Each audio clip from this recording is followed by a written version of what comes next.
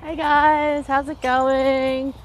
Oh, another overcast morning, I would have to say.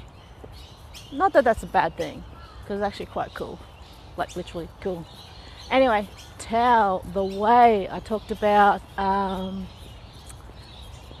finding meaning, talked about purpose and all that stuff. And Tao, the way, finding a way, the way of life, all that sort of other stuff. And I was thinking that I've got the definition down there, and I don't really dig on religion because once people have a religion, it becomes a belief or an idea. It becomes dogmatic and not likely to change. And look at this.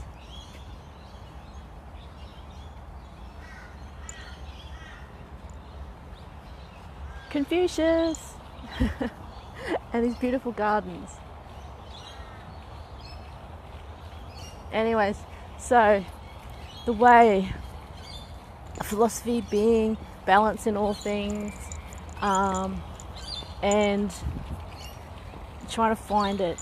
Now, the thing is, a lot of people do try and find their way, and as I was thinking about this, I thought about The Simpsons, and where I think Homer has one of those ghost jalapenos doing a chili fest, and he hallucinates, and he has this coyote that asks him, is he really with the his soulmate Marge?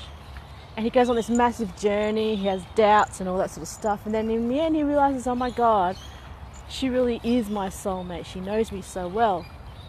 And I guess that's the thing with people, is that sometimes you can be so intent on finding the way, the one, the whatever, is that you kind of forget to stop and look around and realize just where and how fortunate you are. Now, in The Simpsons, it was fortunate that, Marge was still with him and all that, but sometimes because some people are so focused on finding who they are when they really know who they are and who they're with and all that sort of stuff, they have those massive doubts, is that they can push aside the people that care about them and, not really appreciate what they have. And by the time they do, sometimes it can be too late. The people go, well, I know you so well, and I thought I knew you, and then, I'll cast aside and all sorts of other stuff. And that's a bit of a shame. So while I always say, it's always good to evolve, to learn, to grow, it's also good to stop, take stock, and appreciate what you have, and really know in your heart what you have. And sometimes you don't really, you go on these things and it's not for you. Okay, cool, that. But also there's are things that you have that for some reason or another you're dissatisfied or you have doubts about. So call that a lot of societal stuff, the whole, you've got to be perfect, you've got to look like this, you've got to do that.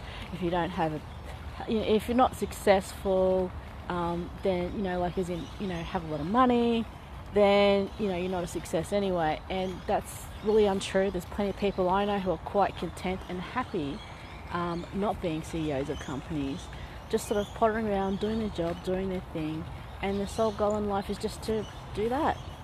And there's nothing wrong with that. That's pretty awesome. That's an awesome amount of contentment. And then there's other people that, it's in them, it's just them and their way to just, overachieve and strive and be CEOs of companies. And it's not for everybody. So Tao, the way, finding your way, there's plenty of books on that. Check out philosophy books. And you'll notice that a lot of self-help books actually have research into a lot of philosophies and psychology. So if you actually go back to the primary information, the base source that they've got it from, you'll be able to do a bit more. It's not just somebody's interpretation of what it is.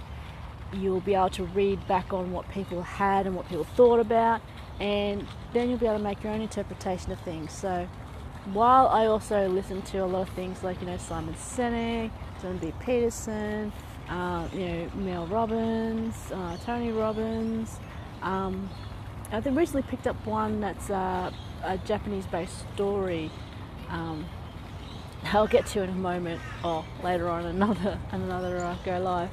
And they're useful in that it condenses a lot of the information that they've researched down, but it's also useful to go back to the primary stuff, such as the book on the Tao that's been translated, the base books, and just to think about, what they thought, what made these people put down these words, these specific words, and think about every line and every sentence. I've even gone through George Orwell, and he's got some great stuff. Not 1984, not Animal Farm, but some of his really intensive essays and writings. And some of them I read a paragraph and I have to put it down because my brain is just firing, and I'm like going, oh my god, this just puts a whole new spin on something that I've seen today or my whole life. So finding your way may not be as difficult as you think it is. Occasionally take stock and think about what you've done, what you've achieved, what you have.